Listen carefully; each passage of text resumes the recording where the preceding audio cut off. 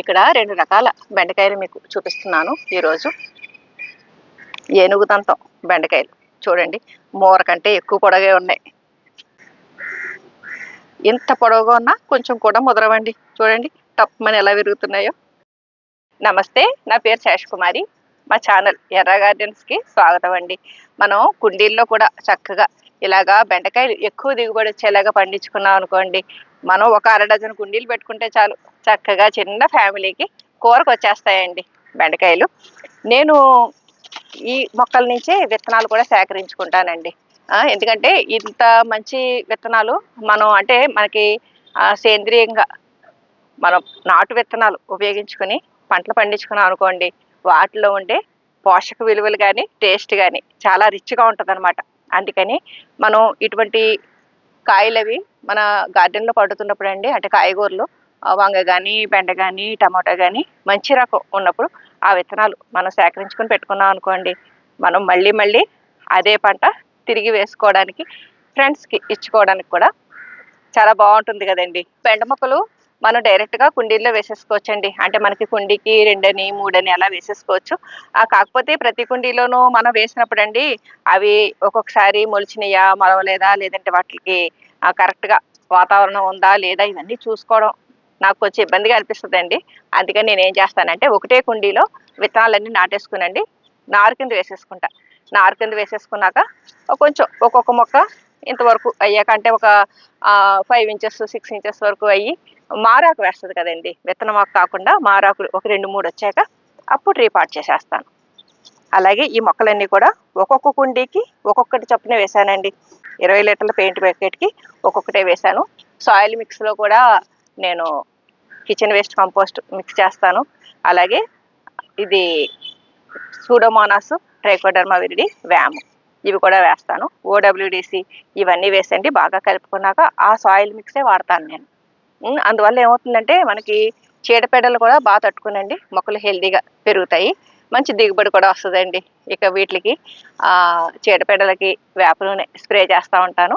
ఇంకొకటి ఏంటంటే బెండకి మనం ఎన్ని రకాల పోషకాలు ఇచ్చినా, ఎంత మంచి విత్తనం వేసినా కావాల్సింది ఏంటంటే సన్లైట్ ఎక్కువ ఉన్నప్పుడే బెండ దిగుబడి వస్తుంది. కాబట్టి మొక్క మొత్తం సన్లైట్ తగిలేలాగా చూసుకోవాలి. అలాగే కొంచెం పండాకులు ఎండాకులు ఉంటే కూడా మనం కట్ చేసేయాలండి. ఇవన్నీ కూడా తీసేస్తూ ఉండాలండి. అంటే మొక్కకి బరువు కూడా తగ్గించాలి. అలాగే ఈ కాయలు కూడా తయారైపోయిన కాయలు మనం ఎప్పటికప్పుడు కట్ చేసేస్తా ఉంటే కొత్తగా మళ్ళీ పూత రావడానికి, మళ్ళీ పిందులు రావడానికి అవకాశం ఉంటుంది. మరి హార్వెస్ట్ చేసేద్దామండి. ఇక్కడ కింద కూడా కొన్ని వేసాను నేను ఫ్రిడ్జ్ దాంట్లో, అవి కూడా ముందు అక్కడి నుంచి హార్వెస్ట్ చేసేసుకుని తీసుకొచ్చి ఇక్కడ కూడా హార్వెస్ట్ చేసేద్దాము. ఇవి కూడా పెద్ద పెద్దగా ఎదిగిపోయినాయి కాయలు. ఎంత ఎదిగినా కానీ చూడండి చక్కగా ఎంత లేతగా ఉన్నాయి. ఇది చెట్టు బెండ వెరైటీ అండి. అంటే మనకి కొమ్మల కింద వచ్చేస్తుంది అనమాట మొక్క. ఒక మొక్కకే ఎక్కువ కొమ్మలు వచ్చండి, కొమ్మకి కాయలు వస్తూ ఉంటాయి. ఇది ఇంకా తయారవ్వలేదు, ఇటు తర్వాత కోస్తాను.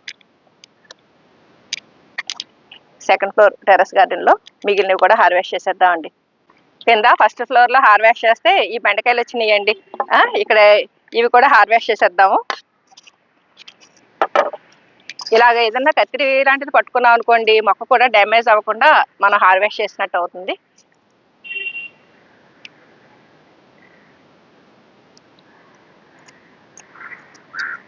ఇది చిన్నగా ఉన్నా కానీ ఒకటే మొక్కకి ఎన్ని కాయలు ఎక్కువ ఉండిపోయినాయి అనుకోండి, ఆ మొక్క కూడా ఇబ్బంది పడిపోతుంది కదా. అందుకని మొత్తం 3 కాయలు హార్వెస్ట్ చేసేస్తున్నాను. ఇదిగోండి ఏనుగు దంతం బెండ. ఈ టేస్ట్లో నాకు ఈ చెట్టు బెండకిను దీనికి తేడా ఏంటంటే ఇది చాలా స్మూత్గా ఉంటుందండి, మెత్తగా చాలా బాగుంటుంది టేస్ట్గాను. ఇది కూడా చెట్టు బెండ కూడా మామూలుగా మనం అన్ని బెండల్లాగే ఉంటుంది టేస్ట్. ఇది మాత్రం జిగురు శాతం ఎక్కువ ఉండండి, స్మూత్గా ఉంటుందండి. ఇది చిన్న చిన్న కాయలు వదిలేస్తున్నాను. ఇది ఇంకా పెరుగుతుందండి, అందుకని దీన్ని హార్వెస్ట్ చేయట్లేదు నేను.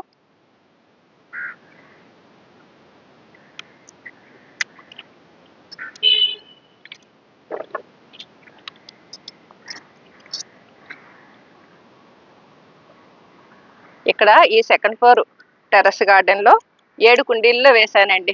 ఆ 12 మొక్కలకి ఎన్ని కాయలు వచ్చినాయో చూడండి. అటు పక్కన 2 కుండీలు ఉన్నాయి. ఆ కుండీల్లో మొక్కలు కూడా హార్వెస్ట్ చేసేస్తాను. ఇవి కూడా ఎంత పొడవు ఉన్నాయో చూడండి. ఇది కొంచెం ముదిరినట్టుగా ఉందండి, వదిలేస్తున్నాను విత్తనాలకి. ఇది హార్వెస్ట్ చేసేస్తాను.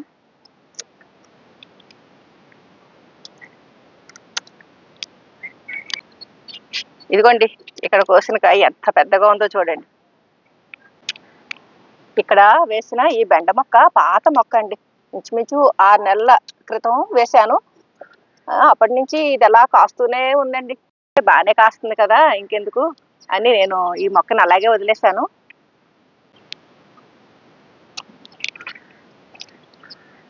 ఇదిగోండి, మనం ఎంతలా చూసుకొసినా ఏదో ఒక మూల ఉండిపోతూ ఉంటాయి కాయలు. ఆ ఒక్క మొక్కకి ఇన్ని కాయలు వచ్చినాయి. అంతలా చూసి కోసినా కూడా ఇక్కడ చూడండి, కింద ఇంకొక కాయ ఉంది. ఇంకా కొన్ని చిన్న చిన్న కాయలు వదిలేసానండి. ఈ రోజు హార్వెస్ట్ చేసిన బెండకాయలండి. చూసారుగా, ఒక 1/2 కేజీ వరకు ఉండొచ్చు కాయలు. బెండ చాలా సులువుగా పండించుకోవచ్చండి మన టెర్రస్ గార్డెన్లో. సరైన పోషకాలు ఇచ్చామనుకోండి, చేజంత నిమిత్తం లేకుండా ఎప్పుడు కూడా మంచి దిగుబడి అందుకోవచ్చు. వంటింటి వ్యర్థాలతోటి చక్కటి కంపోస్ట్ తయారు చేసుకుని వాటితో ఇలా పంటలు పండించుకున్నాం అనుకోండి, ఎంత చక్కగా దిగుబడి వస్తుందో చూసారా. ఇలాగ మంచి దిగుబడి అందుకోవచ్చండి. బెండ పెంచినప్పుడు వేప నూనె అవి స్ప్రే చేయడంతో మనకి చీడపీడలు రావు. పుల్ల మజ్జిగ అటువంటి స్ప్రే చేసామనుకోండి, పూత అది కూడా బాగా వచ్చండి, బాగా నిలబడుతుంది అనమాట.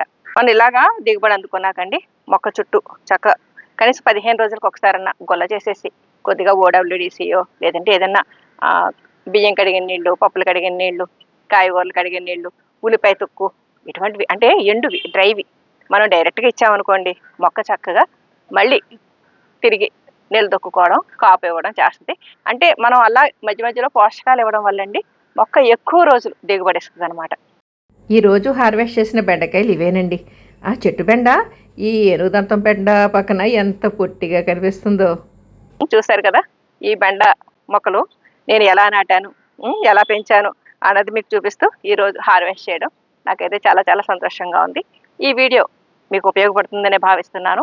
అలాగే మీ దగ్గర ఏమైనా కొత్త వెరైటీ బెండ మొక్కలు ఏమి ఉన్నాయనుకోండి, వాటి గురించి కూడా కామెంట్ సెక్షన్లో తెలియజేయండి. ఎందుకంటే బెండలోనే చాలా రకాలు ఉంటాయి కదా. ఈ వీడియో పైన మీ అభిప్రాయాలు కామెంట్ సెక్షన్లో తెలియజేయండి. సర్వేజన సుఖినో భవంతు.